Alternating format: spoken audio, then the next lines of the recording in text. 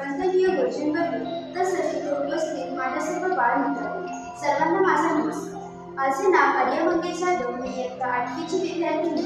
आज येथे मराठी भाषा दिनाच्या निमित्त काही थोडक्यात माहिती सांगणार आहे ती तुम्ही शांतचित्ताने ऐकावी अशी माझी विनंती. 27 फेब्रुवारीला मराठी भाषा दिन साजरा केला जातो. मराठी भाषा ही आपली मायबोली आहे. मराठी भाषा ही सामर्थ्यवान आणि खूप सुंदर देखील आहे. 27 फेब्रुवारी म्हणजे कवी कुसुमाग्रज उर्फ वि.क. शिरवाडकर यांचा जन्मदिवस. दरवर्षी मराठी भाषा गौरव दिन म्हणून साजरा केला जातो. कवी कुसुमाग्रज यांनी आपल्या असामान्य प्रतिभा, कौशल्य, विलक्षण लेखन व शब्दसामर्थ्याच्या जोरावर साहित्याची निर्मिती केली. त्यांचे लेखन तरुण पिढीमध्ये स्फूर्ती निर्माण केली. मराठी ही सर्वांगीण भाषा आहे. भारतातील 22 अधिकृत भाषांपैकी मराठी ही एक भाषा आहे. भारतात सर्वात जास्त बोलल्या जाणाऱ्या भाषांपैकी मराठी ही तिसरी भाषा आहे. मराठी भाषा ही महाराष्ट्र व गोवा राज्याची अधिकृत राज्यभाषा आहे. मराठी भाषेचा गोडवा अमृतापेक्षा अधिक आहे. मराठी भाषेला फार मोठी परंपरा लाभली आहे. मराठीला संत नामदेव, संत तुकाराम, संत ज्ञानेश्वर अशा अनेक संतांनी जिवंत केले आहे.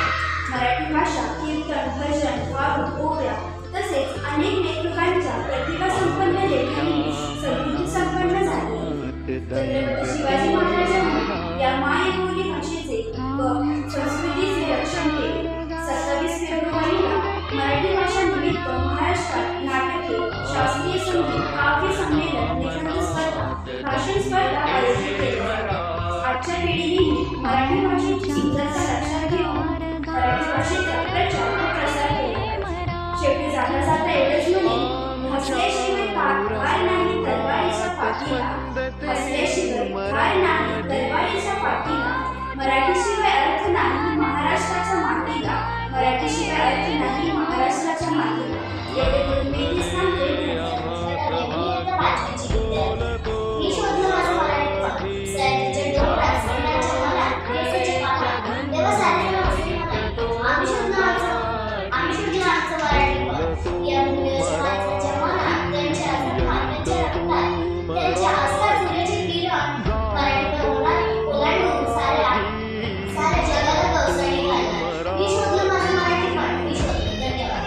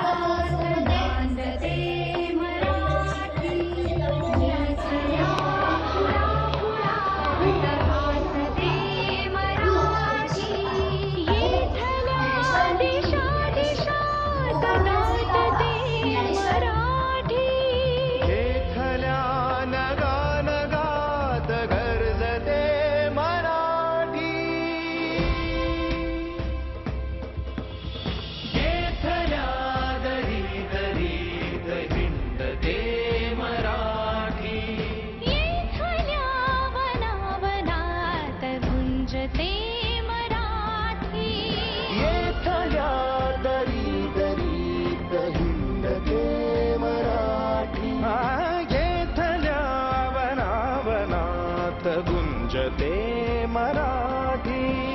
येथल्या तरुलतात साजते मराठी.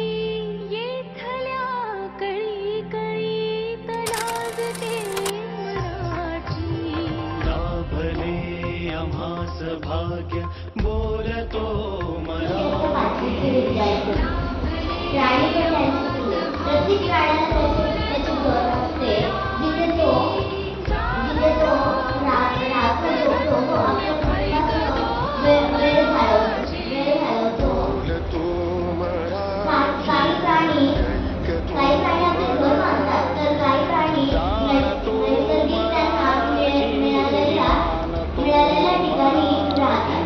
प्राणी व पिल्ले.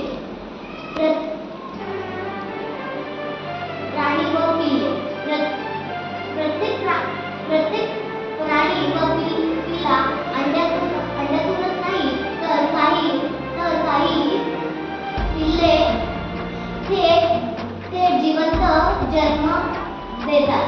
समुदर्शक शब्द. जे शब्द व्यक्ती वस्तू किंवा प्राण्याच्या गटात दर्शवतात त्यांना समुदर्शक शब्द म्हणतात. एक शब्द भिन्न अर्थ. मराठीत